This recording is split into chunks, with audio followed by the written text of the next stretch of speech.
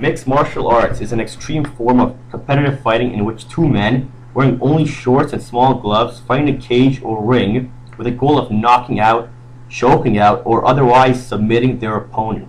The sport began in 1993 as a single elimination tournament-style competition with few rules, featuring men from a variety of martial arts backgrounds, called the Ultimate Fighting Championship.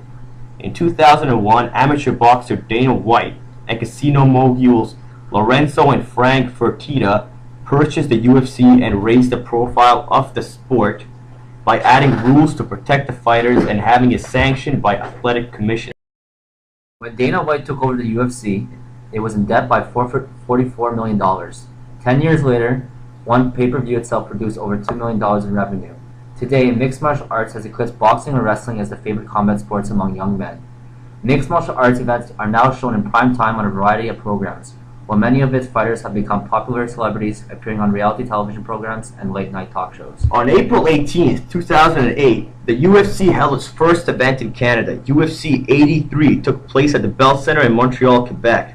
After UFC 83 made the largest amount of money in fan sport in the history of the UFC, President Dana White had his eye on Ontario and its biggest market, Toronto. The UFC has long targeted Ontario but was frustrated by the government's reluctance to jump on board.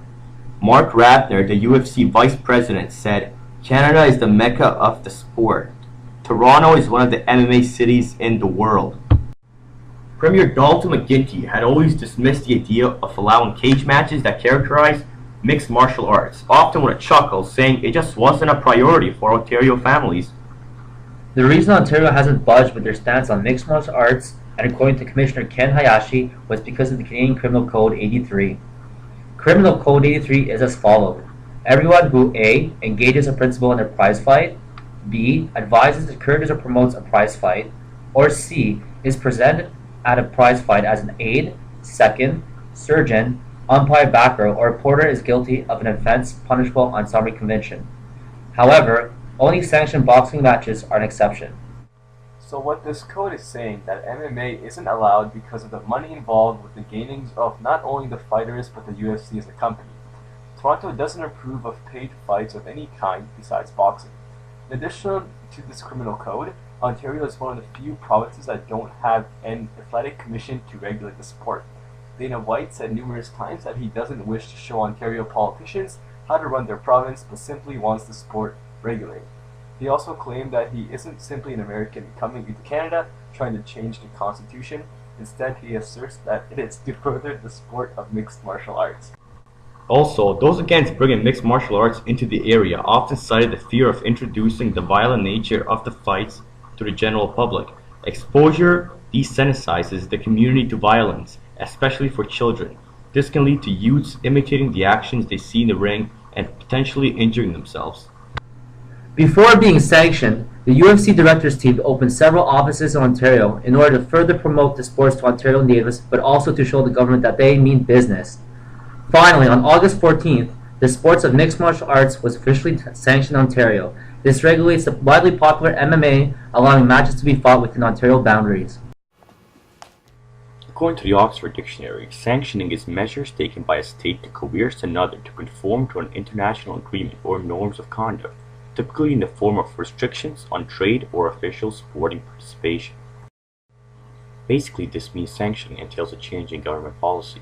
The sanctioning of an event helps to ensure agreed-upon guidelines are available and adhered to. It also makes sure that events and participants are ensured.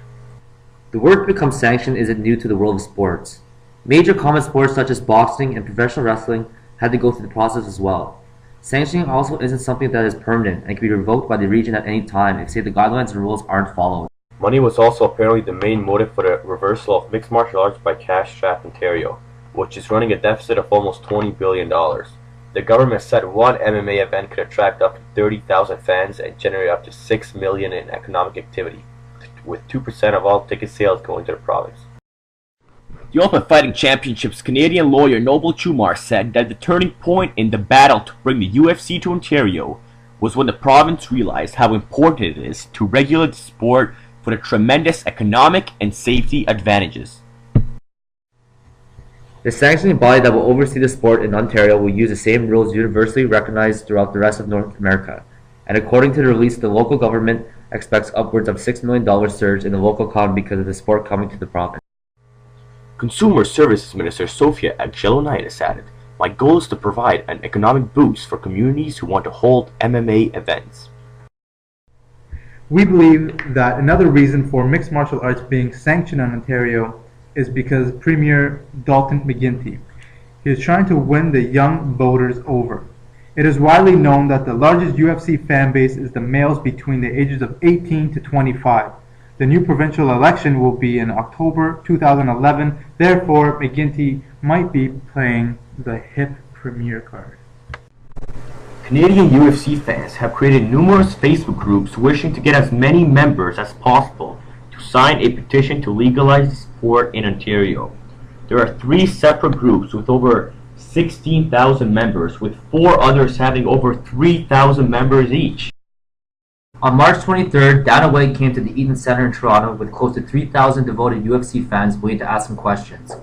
Dana White arrived for the UFC promotional tour and added that a UFC event in Toronto would be the biggest combat sport event in history. Alright, so we asked a few people on campus to see how they feel about mixed martial arts being sanctioned in Ontario. Let's take a look. Yeah, I think it's a great sport. Great for the economy. They take like young kids off the streets, give them a place to actually, fight, promote it's like healthy violence in a way. Like it'd be good for Ottawa economically because they bring people to Ottawa. I really don't care. It doesn't bother me. It doesn't affect me. Helps bring money to local businesses for sure. MMA is now legal in Ontario. It means a promising future for myself and many other young athletes, and also again so many martial arts schools throughout. Liberal Premier McGuinty was smart to jump on the mixed martial arts bandwagon. He was sitting back and watching the rest of Canada benefit from the UFC's massive revenues. He reflected and decided it was time to bring the UFC to Ontario. Maybe Ontario can sit back and relax when it sees the UFC fill up their 50,000-seat arena with thousands of mixed martial art hungry fans.